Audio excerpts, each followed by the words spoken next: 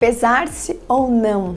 Eis a questão. A questão da pesagem ou da utilização da balança corporal é um tópico que ainda gera bastante confusão, né? É até um certo tabu muitas vezes entre os profissionais e até os próprios pacientes. Meu nome é Bruna Boaventura, sou nutricionista, cientista e professora de nutrição, e através aqui do meu canal eu tento trazer uma nutrição um pouco diferente, uma nutrição que eu acredito e pratico, baseada em ciência e que traz bastante excelência na condução. Se você busca pelo aprimoramento profissional, já aproveita e se inscreve aqui no meu canal. A questão da utilização da balança é algo que muitos profissionais ficam em dúvida, muitos pacientes têm às vezes traumas associados. E aí, usar ou não usar a balança e a pesagem corporal como uma análise, como uma variável que a gente pode utilizar na avaliação do tratamento nutricional. De fato, a pesagem, a utilização da balança para mensurar o peso ou a massa corporal do nosso paciente é uma variável física mensurável que a gente consegue identificar a questão corporal do nosso paciente. Então, a partir da pesagem, a gente consegue calcular o IMC, por exemplo, onde a gente consegue detectar de uma maneira bastante simplista a categoria em que o nosso paciente se encontra em relação à sua característica corporal. E a gente consegue ter uma previsão sobre a classificação do peso e da distribuição de peso no nosso paciente. Por exemplo, se ele está com baixo peso, um peso normal, ou se ele está com sobrepeso ou obesidade. Então a balança, de forma simplista, ela nos ajuda a guiar sobre as nossas estratégias, inclusive de conduta dietoterápica, os objetivos que a gente vai construir com o nosso paciente em relação à terapêutica necessária de acordo com o estado nutricional do nosso paciente. Porém, a questão da pesagem, ela é associada a traumas, a informações que muitas vezes o paciente ele não quer saber. Então são questões que a gente precisa levar em consideração, apesar de que a gente precisa dessa informação para a nossa conduta, enfim, a gente precisa também perguntar para o paciente sobre se ele está confortável de pesar-se para a gente fazer esse tipo de avaliação. Um paciente com obesidade, muitas vezes ele tem uma relação com esse instrumento, com essa ferramenta que não é muito agradável. Então, às vezes existe uma história muito traumática entre a balança e os resultados, esperados muitas vezes somente nas questões numéricas. O objetivo principal quando a gente trata um paciente com obesidade, claro que é a diminuição do peso, a diminuição da massa corpórea, mas não é o único objetivo. Então tem vários outros elementos que a gente vê também como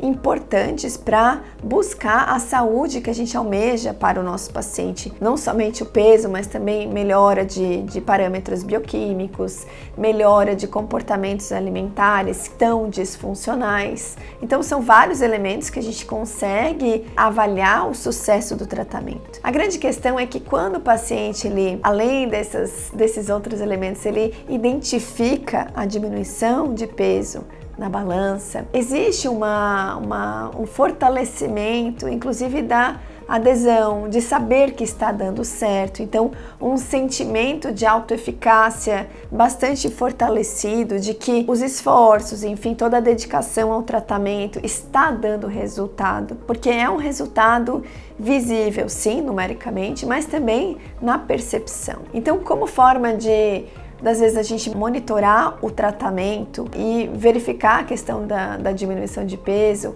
a gente pode utilizar sim outras formas. Então, se o paciente ele não tem uma relação boa com a balança, se ele não quer se pesar na balança, a gente pode utilizar qualquer outra forma que permita ele observar a evolução do tratamento. Então, pode ser sim uma peça de roupa, pode ser a questão de um registro fotográfico, pode ser a mensuração da circunferência, por exemplo, circunferência abdominal, circunferência do quadril, circunferência da cintura, de outras partes do corpo, também conseguem nos mostrar a evolução da perda de peso. A gente precisa respeitar essa relação que o paciente tem com a balança e tentar aproximar de uma maneira muito saudável e harmônica. E se caso não tiver uma uma possibilidade, a gente pode buscar sim outras formas. Mas a balança, ela é uma ferramenta.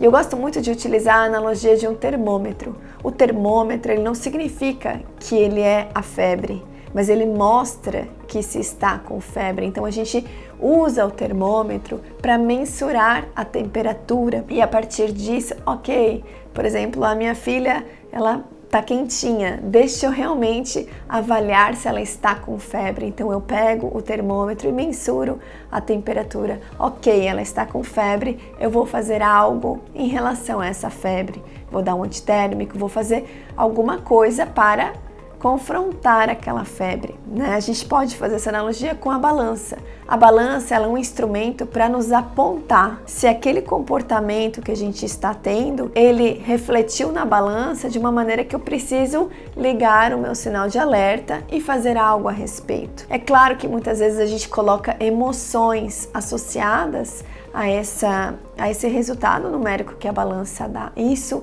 é natural, isso é algo que a gente costuma fazer porque a gente coloca os nossos valores muitas vezes nas questões corporais. Mas a gente, enquanto profissional da saúde, pode auxiliar o paciente a desvincular o número com a questão dos próprios valores morais, inclusive. Então, usar a balança sim como uma guiança de que a gente realmente está fazendo o tratamento, a gente está, e ela vai nos mostrar se o caminho está sendo de sucesso, né? Se a gente está tendo bons resultados no tratamento. Mas é essencial que quando a gente tem um paciente que está com sobrepeso e obesidade e o objetivo é a perda de peso, a gente tenha alguma forma, algum instrumento, alguma forma de mensurar a evolução do tratamento. Porque caso contrário, a gente precisa ajustar um planejamento alimentar, a gente precisa avaliar o que está acontecendo e muitas vezes, inclusive, entrar com outra estratégia, muitas vezes um tratamento farmacológico que pode potencializar o resultado almejado. E sim, a balança às vezes ela pode estar associada com aspectos ruins e às vezes com aspectos bons. Então ajude o seu paciente a tentar lidar com essas questões, não de uma maneira impositiva e incisiva, mas de uma maneira que ele consiga, aos poucos, entender que a balança não é quem dita quem ele é, não é a balança que vai dizer quem ele é moralmente ou os valores daquele indivíduo. Então, ajude o seu paciente a entender essa relação para ser de uma maneira mais funcional esse tratamento. Se você gostou do conteúdo de hoje, curta, compartilhe e se inscreva aqui no canal. Até a próxima!